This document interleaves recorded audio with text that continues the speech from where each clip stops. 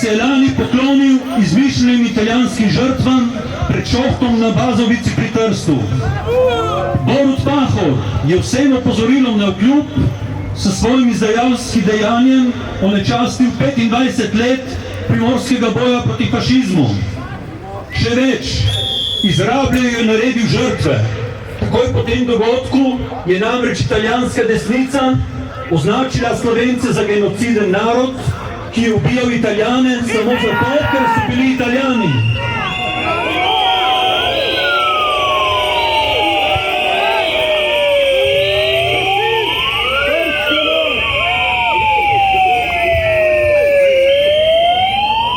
Resnica je bila seveda ravno obratna, ampak našemu predsedniku za to očitno ni mar.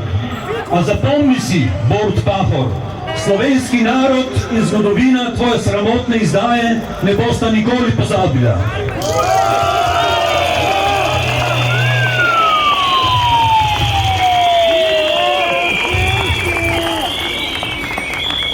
Seveda nam je vsem jasno, da je v ozadju tega dogajanja Janez Janša in njegov kulturni boj, s katerim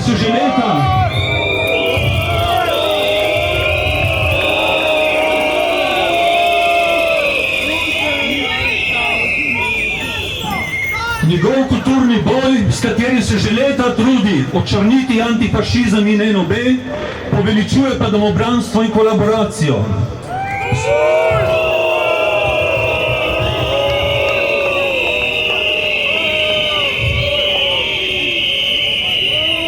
S pomočjo možine in raznih pričevalcev se poskuša spreminjati zgodovino. Prisvojili so si Tiger in skušajo si prisvojiti tudi marežganski upor.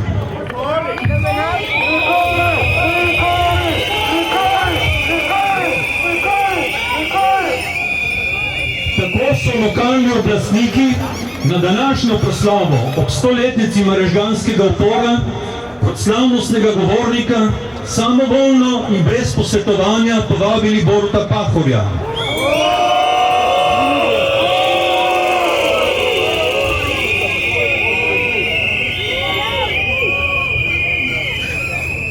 Spoštovane državljanke in državljani, kaj lahko na 100-letnici prvega upora proti fašizmu pove Borut Pahor, Janšov vazal in podrepnik, ki ni niti enkrat obsodil dvigajočega se neofašizma in neonacizma v Sloveniji.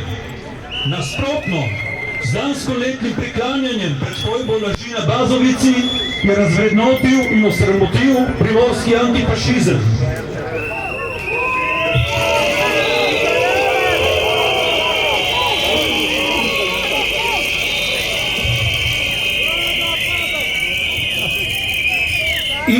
In kot je v Svobodni besedi zapisal Boris Kralj, Pahor s svojim vztrajnim podpiranjem slehrane Janševe poteze in z govoričenjem o spravi dejansko razdvaja ljudi, saj še nikoli ni obsodil prikrojevanja in potvarjanja zgodovine. Marežgani so se pred 100 leti uprli fašizmu in tisti, ki o fašizmu nimajo jasne predstave, ter vedo o njem zelo malo, govoričijo pa o spravi, nimajo veliko povedati o spomenikih žrtvam fašizma. Še manj pa tisti, ki so si danes izmislili skovanko o nevarnosti nekakšnega levega fašizma. Konec navedbe.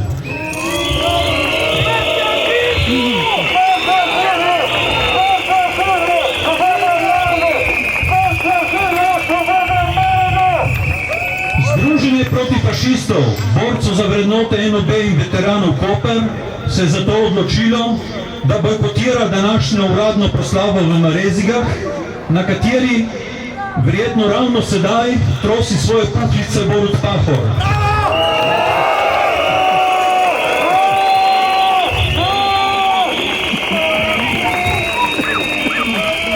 Zato pa je bila preteklo nedeljo v Marezigah alternativna proslava ob 100-letnici marežganskega upora, ki so se udeležili pravi antifašisti brez domačih izdajalcev.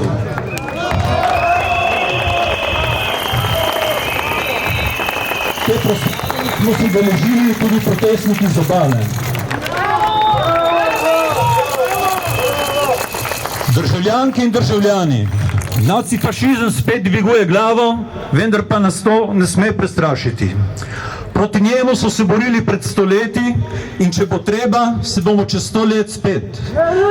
Sedaj smo na vrsti mi, zato moramo z dvignjenimi glavami fašizmu dati glasno in jasno sporočilo: smrt fašizmu, svoboda narodu! Smrt fašizmu, svoboda narodu! Smrt fašizmu, svoboda narodu! Hvala!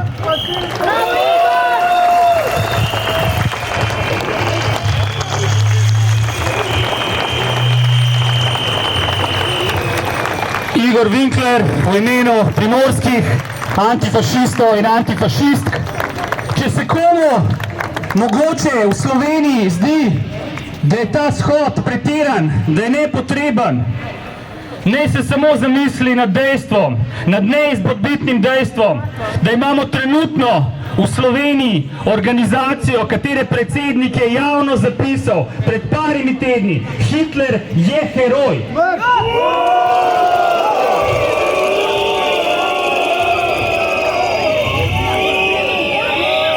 In ne samo to, ta isti predsednik tega društva, ki ni naredil ničesar omembe vrednega, razen to, da so izdali knjigo, v kateri svarijo pred migranti, pred komorkoli, ki ni avtohtoni Slovenec, razširjajo sovraštvo, strah in jezo. To društvo, katerega predsednik grozi ljudem na njihovem domu, katerega predsednik je zapisal, da je predsednica ene izmed strank psica, ki bi jo bilo treba ubiti.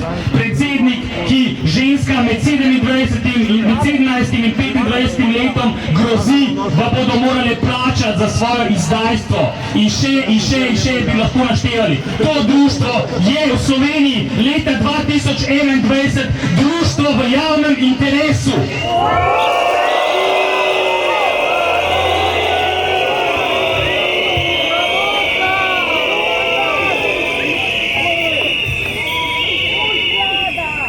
Situacija je povsem jasna.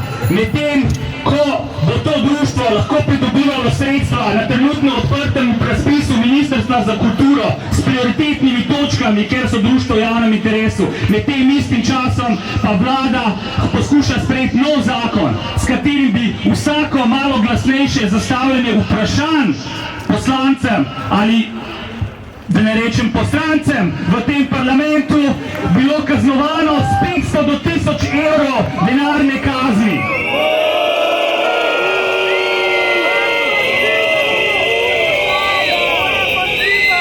Radi bi nas utišali, radi bi nas zastrašili, ampak to se ne bo zgodilo. Zakaj? Zato, ker dobro vemo, koliko je ura v Sloveniji, ker se zavedamo, kakšna je situacija. V Sloveniji imamo po podatkih Urada za statistiko 19.542 janezov.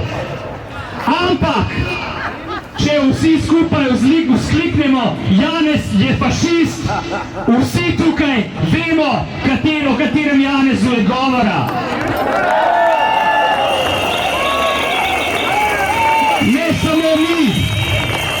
Ne samo mi, ampak tudi vsi policaji tukaj zbrani, ki trošijo po nepotrebnem zaradi ukaza odstopljenega ministra davkoplačevalski denar, s tem, da strašijo popolnoma nenasilne protestnike. Vsi vemo, o kom je govora. Zato vas na tej točki pozivam, da skupaj izrazimo glas upora in rečemo: Janez je fašist! Janez je fašist! Janez je fašist! Janez je fašist! Janez je fašist! Janez je fašist!